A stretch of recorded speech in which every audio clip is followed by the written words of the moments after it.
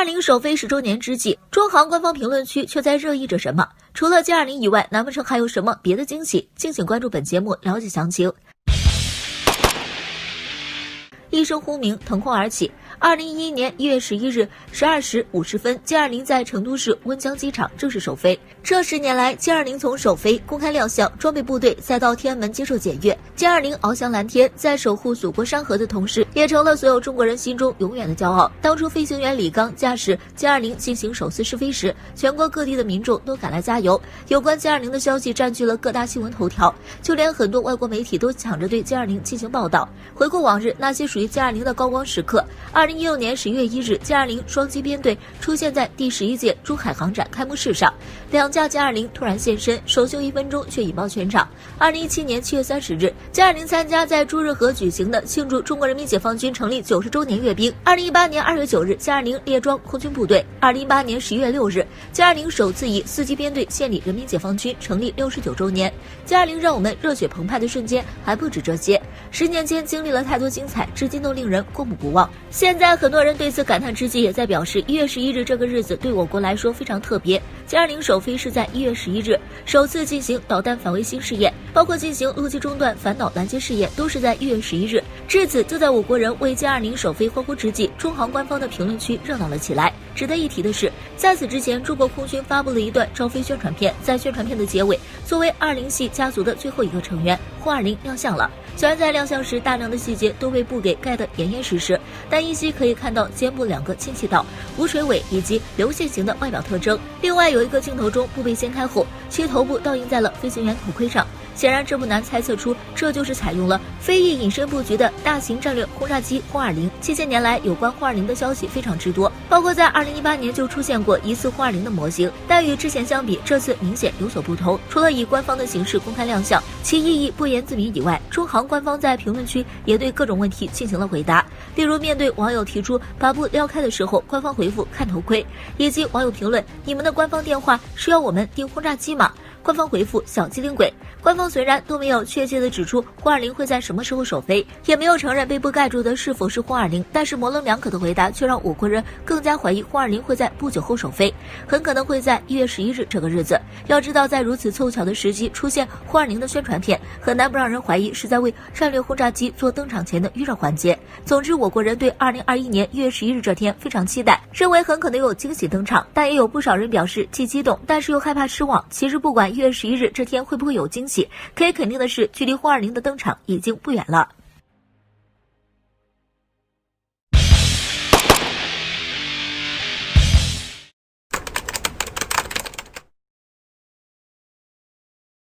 美军能像伊拉克发动战争那样去入侵中国吗？美媒此次扮演着什么样的角色？我国该如何面对？敬请关注，了解详情。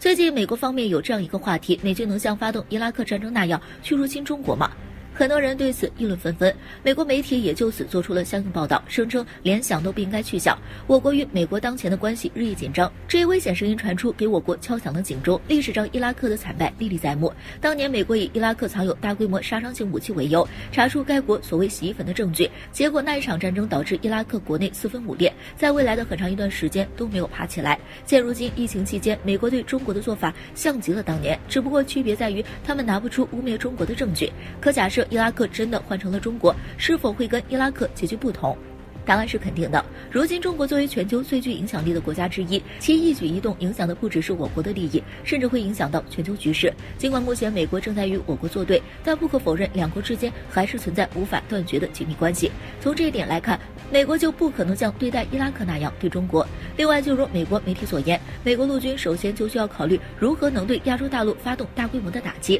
这要打击集结点又在哪？在战时，像坦克这种大型的武器装备是必不可少的，可运输是巨大的难题。紧接着，美媒又指出，中国拥有大规模的重装部队以及数百万的士兵，美国陆军很难前进。不过，也有一些美国政客提出来自己的想法，他们认为美军可以通过隐身轰炸机或者航母先行攻击，以此削弱中国的防御系统，接着使用直升机展开精准打击。先不说这样的方法可不可行，到目前为止，五角大楼根本就没计划入侵中国。退一步来说，就算有所计划，这些政客能想出来的，我国就想不到，自然也就有所应对方法。抛开上述所说，仅从现如今两国的实力来说，自从我国720和俄罗斯的苏武器研发出来后，中俄与美国的距离也在缩短。再加上我国海军近几年接连服役的舰艇，包括即将下水的第3艘航母，陆军的东风系列导弹，中国实力正肉眼可见的提升。所谓后来者居上，美国不可能不明白，至此才从各方面打压制裁，试图阻止我国的迅速发展。此前，我国外交部发言人华姐就表示，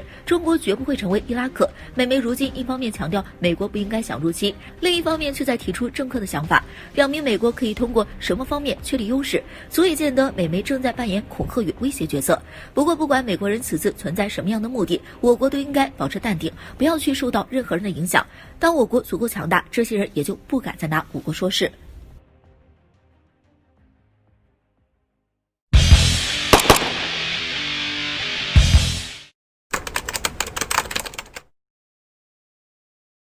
首都陷入一片混乱，大军涌入，特朗普将有所行动。话音刚落，中东一国家亲自护驾，敬请关注本节目了解详情。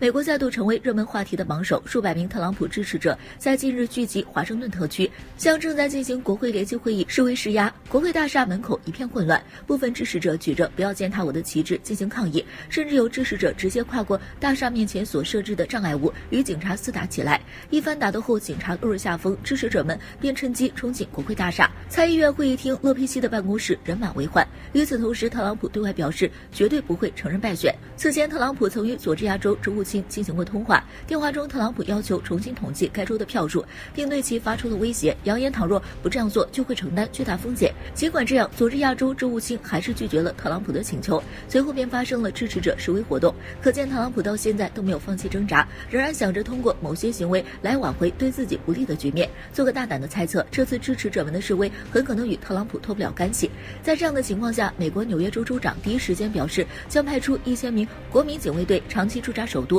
马里兰州、吉尼吉亚州，包括美国代理国防部部长也都发表声明，声称已经全面启动首都当地的国民警卫队，协助首都的警方应对恶劣的局势。如果仅仅只是应对这些支持者，倒也不需要如此大动干戈。可特朗普在美国的民兵组织很可能会有大动作，是当下各州所需要面临最棘手的问题。然而，就在美国首都陷入一片混乱的情况下，中东传来一则消息，帮了美国各州一个大忙。伊拉克司令机构表示，他们在7日对特朗普发出了逮捕令，指控其暗杀伊朗将军苏莱曼尼以及伊拉克民兵组织领导人穆罕迪斯。据悉，逮捕令是由巴格达调查法庭的一名法官发出的，该法官任务是调查苏莱曼尼以及穆罕迪斯所遭遇的袭击事件。在2020年的6月29日，伊朗也曾经对特朗普发出过逮捕令。就针对特朗普的逮捕令来说，并不是一件意外的事情。1月3日是苏莱曼尼遇刺1周年，早在之前外界就猜测伊朗会有所行动，只是想不到是在当天美国爆发大乱之际，由伊拉克方面发出了。分析认为，以特朗普当前的举动来看，